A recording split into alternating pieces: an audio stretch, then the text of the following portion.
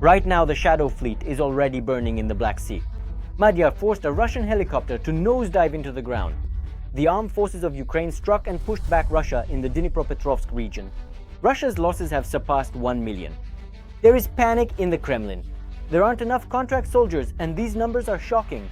The statistics of Russia's losses in all conflicts since World War II don't even come close to the current losses. I'll tell you all about this in this video. And from you, a subscription and a like. Ukrainian sanctions against Russia's Shadow Fleet have shifted from the Sea of Azov to the Black Sea, and the patrol ship Izumrud, which attacked Kerch in 2018, has sunk just like the Russian Mi-8 helicopter that nosedived. An expert will tell you more in detail. A Ukrainian FPV drone shot down a Russian helicopter and what's more, over Russian territory as reported by Madyar. The news came literally right before we started recording the briefing, so there aren't any specific details yet. Nevertheless, here's what Madyar wrote. The wormy Mi-28 Night Hunter nosedived into the ground. The SBS bird of the 427th Separate Brigade Rarok. 10 o'clock. Belgorod region near the settlement of Vyazovoye. The video shows a hit on the helicopter, but whether it crashed or not and so on is still unknown. We will wait for additional information. Ukrainian naval servicemen sank a second-rank border patrol ship using the unmanned maritime system Sargon 3000 near Novorossiysk, according to the Ukrainian Navy. There are dead and wounded among the ship's crew. It was the Izumrud, the Navy reminds, that took part in the attack on Ukrainian ships in the Kerch Strait on November 25, 2018. This is how it happened, in case anyone forgot or missed it. Please feel free to proceed with what you are doing right now without any further delay whenever you are ready to start. You can go ahead now.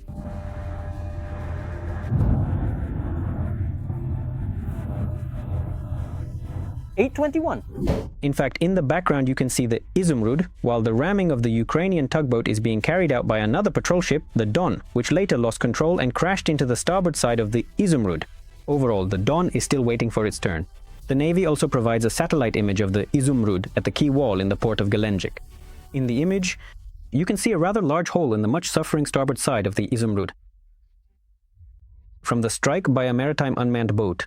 Analysts from the Cyber Boroshno project studied the consequences of the strike on the Gazprom Neftekhim Salavat oil refinery on July 14th, located 1,400 kilometers from the border. The researchers analyzed images taken yesterday at different times. Taking into account the most recent of them, they concluded that the following units were hit. AVT-6, a primary processing unit with a capacity of 6 million tons of oil per year, which makes up 60% of the plant's primary processing capacity. AVT-4, a primary processing unit with a capacity of 4 million tons of oil per year, which makes up 40% of the plant's primary processing capacity. In the initial frames, the fire is visible only at AVT-6, but later a small amount of smoke first appears above AVT-4 and then a large-scale fire begins. Strike on the refinery, Salavat affected 100% of the plant's primary processing capacity. If you sum up the capacities of the affected units, this strike will set a new record for the recent period. The total volume will amount to 10 million tons of oil refining per year.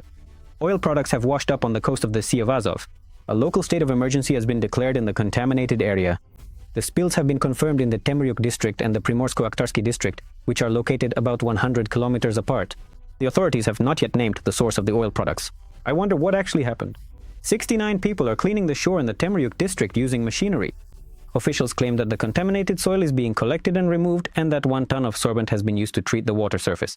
A state of emergency has been declared in the Zaporizhzhia-Selivska settlement. Earlier, residents reported an oily film near the Yasenska spit. According to 93.ru, the police have blocked access to the spit. Traces of petroleum products have also been observed on the opposite shore of the Sea of Azov. On July 13th, residents of Taganrog posted photos of oily water and a polluted coastline. In a satellite image from July 11th, the SkyEye project detected an oil slick nearly 3 kilometers long near the Taganrog port. Meanwhile, the Taganrog administration claims that specialists did not find any oil stains on the coastline. Meanwhile, in the Dnipropetrovsk region, the Ukrainian armed forces pushed back the Russian army. And these are not all the successes. Much more will be revealed later, and the details of the operation will be discussed next. And now, more about Ukrainian successes in the Dnipropetrovsk region. We have been waiting for this day for about a month and a half since the previous update on Ukrainian successes roughly in this area. As analysts wrote, Ukraine's defense forces pushed the enemy back into the forests of Malivka, Sishneve, Novorihorivka, and Zaporizhzhia. The reduction of the territory controlled by the Russian armed forces is the result of successful actions by the defense force units. For now, the Russians are still holding positions in the rear, so clarifications regarding the gray zone will come later, they write.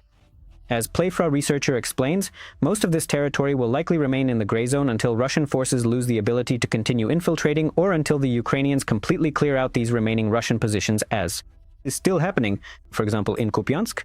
It can also be said with relative confidence that Deep State will continue to gradually show new Ukrainian advances when it is safe to do so, not only in this direction, but also in others. Overall, at present, the Russians are likely holding firmly. 50 square kilometers in the Dnipropetrovsk region or less, according to Playfra's estimate.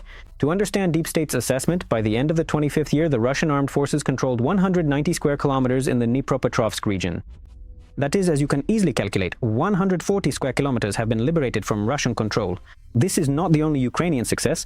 As reported by the Ukrainian military author of the channel Bakhmut Demon, our infantry, he writes, airborne troops and assault units continue to advance. For now, I am not allowed to say exactly where. Just like last time, when it becomes possible to say where, I will say it. This is not only about what has already been reported, he notes. So now we can, well, let's put it this way. More or less all military analysts know where this is happening. Well, I mean, it's pretty hard to hide, it's an open secret. But again, I won't be broadcasting this either, including for Aussie-related reasons, because, well, for me this is a war, not a football match, and I'm not a commentator. I support Ukraine, I stand against Russian fascist occupation and aggression. And so, yes, my actions are also motivated by the desire to help the Ukrainian army, as you can easily guess. At the same time, I'm not willing to lie, I'm not willing to deceive, I'm not willing to engage in psyops or create any fakes. Moreover, I'm not willing to keep silent about problems. Well, I mean, if there were a Russian breakthrough somewhere and the Ukrainian side didn't want to report it, I would definitely tell you about it. But in this case, the story is, when it's Ukrainian breakthroughs, Ukrainian recapture of territories, and here these things are not of fundamental public significance at the moment, but rather, let's say, a positive trend that I will talk about in full a bit later when it becomes possible to do so. Right now, for example, we can see about 50 square kilometers that have been liberated from Russian control. And by the way, if you overlay these squares onto June, the Russian army actually ends up with a negative result there by a certain criteria. Well, never mind, it doesn't matter. Anyway, we'll count everything later. But overall, yes, as Deep State has been writing for 2 months now, May and June, Russia is in the red in terms of territory if you take all the fragments into account. So that's roughly what it looks like. 1 million is not the limit. Incredible figures for Russian army losses from the Center for Strategic and International Studies. Mobilization in Russia and the obvious problems with recruiting contract soldiers. There are already not enough people. An expert will talk about this. Meanwhile, the pace of army recruitment has slowed down. The gap in meeting the annual contract recruitment plan is growing. This was reported by the Ukrainian Foreign Intelligence Service. Currently, about 195,000 people have signed contracts out of a target of 204,500, while the overall annual plan is 409,000. As of early July, less than 50% of the contract recruitment plan has been fulfilled, according to intelligence officers. According to their data, the average daily recruitment rate is 1,070 to 1,090 people, which is not enough to meet the plan. For comparison, in 2024 and 2025, Russia contracted about 1,200 people daily. Another feature of the current campaign has been the relaxation of medical and functional requirements for candidates. In the first half of 2026, the total losses of Russian personnel are estimated at 196,700 people, of which 115,300 are irrecoverable and 80,400 are sanitary losses. Another approximately 1,000 servicemen were taken prisoner. Thus, the number of new contract soldiers essentially matches the number of losses. But of course, for the plans to expand drone forces, the increased requirements for staffing mobile fire groups, and the plans to capture Donbass, this is not enough. Before World War II, no major power had ever suffered anything close to such losses and number of deaths in any war, which leaves Russia with a grim and unprecedented record in our history. For comparison, for example, with the United States, Russia has lost about 4 times more people killed in Ukraine than the US did in all its wars combined since World War II. The United States lost 36,574 people killed during the Korean War, 58,220 during the Vietnam War, 383 during the Gulf War, 2,581 in Afghanistan, and 4,492 in Iraq, apart from smaller losses in Grenada, Panama, and other wars such as Operation Urgent Fury in 1983.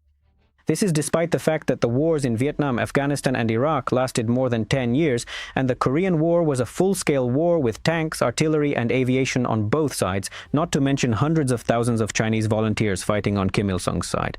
It's just that the Americans tried to protect their soldiers, because in a democratic society, the president who sent them to war will later have to answer for it, to their mothers and to the congressmen from the districts where they lived.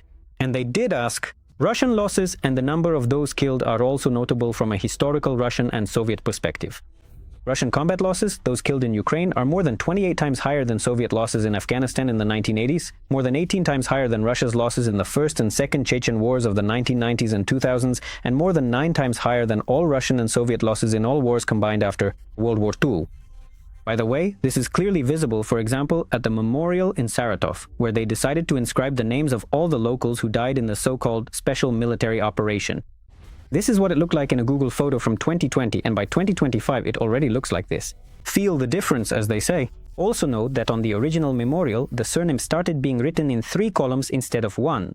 And even that wasn't enough. They had to install new plaques.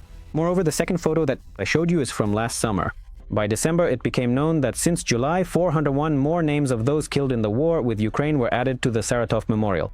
Governor Roman Busargin attended the December 9th ceremony at Victory Park to honor local residents lost in the special military operation, as reported by the regional publication Vziliad Info. 201 names were added to the monument, and at the previous ceremony on October 10th, 200 names were added. At the same time, for 3 consecutive times before this, the number of names on the memorial plaques increased by 330 people each time. Thus, starting from May 2022, about 2,800 names of Russian soldiers who died in the war with Ukraine have been added to the memorial to local residents who died in local wars in Saratov, according to Astra's analysis of local media publications. Just think about it, 2,800! And that's only the officially recognized dead in just one city, and not even a city with 1 million people. At this point, it's already appropriate to compare with other benchmarks. For example, back in June, Oryx project volunteer Jakub Janovsky noted that, according to some estimates, Russian losses in killed during the years of full-scale war may have already surpassed the irrecoverable losses of the Red Army during the Battle of Stalingrad. Before that, British intelligence reported that Russian losses could be approaching 500,000 killed. And according to a study by military historian Grigory Krivoshev, Soviet losses during the Battle of Stalingrad amounted to 478,741 killed and missing in action. The American Center for Strategic and International Studies has published an updated assessment of Russian losses in the war with Ukraine, according to which Russian forces have suffered approximately 1.4 million combat losses, including killed, wounded, and missing in action, from February 2022 to June 2026. During the same period, Russian forces lost between 400,000 and 450,000 people killed. By the way, there is an important ratio hidden here, namely the ratio of killed to wounded, which throughout the entire war has been approximately from 1 to 2.5 to 1 to 2. This is already less than the generally accepted baseline ratio of killed to wounded for major conflicts, which is about 1 to 3. And going forward, Russian statistics will only get worse because, for example, let's open the online scoreboard with data from the results of the SBS group, the Ukrainian Armed Forces Unmanned Systems Forces, and take absolutely any period, for instance June. Over the past month, drones from the group have struck 9,866 Russian soldiers, of whom 4,720 were killed and 5,146 wounded. That is, the ratio is almost 1 to 1. And here it's important to note that these numbers are not just pulled out of thin air. These are data on strikes against Russian soldiers with video confirmations, for which electronic points are then awarded to purchase new drones and other equipment. It should also be noted that in this system, someone is only recorded as wounded if the enemy's death could not be confirmed by video. So if an FPV drone hits a Russian soldier and a drone flying above captures on video that he died, he is recorded as killed. But if the FPV drone hits in the same way, but there is no drone above to record it, then the Russian soldier is listed as hit but not killed, in other words, as wounded. Accordingly, in reality, the number of those killed is much higher than what is reflected in the SBS statistics. And across the entire front, the ratio is the same, which is explained by what is called mass precision, that is, the ability to deliver ammunition exactly to the enemy's decision-making center. Accordingly, as I have said many times before, it is much harder to survive a direct hit from a drone than from a shell exploding a couple of meters away. As for other sources regarding the total number of losses, for example, the Media Zona family list recorded 230,000 dead Russian soldiers at the time this video was prepared. Moreover, firstly, this figure is most likely at least half of the real number of deaths, and for half of them, not even names remain. Secondly, this does not include Ukrainians who were forcibly mobilized by the occupiers in Donbas on the eve of Russia's full-scale invasion. Fourthly, for many Russian soldiers, it is not even known that they have died, since they are officially listed as missing in action, and there is still hope for all of them that, for example, they were taken prisoner. Fifthly, Media Zona and the BBC currently have an enormous backlog of cases that they have been working through since 2025, if not earlier. As a result, most of the losses from 2026 have not yet been included in this list. These losses are increasingly becoming a problem for Russian recruitment. That's all from me. That's it for me. Thank you for watching this episode until the end. We'll talk again soon.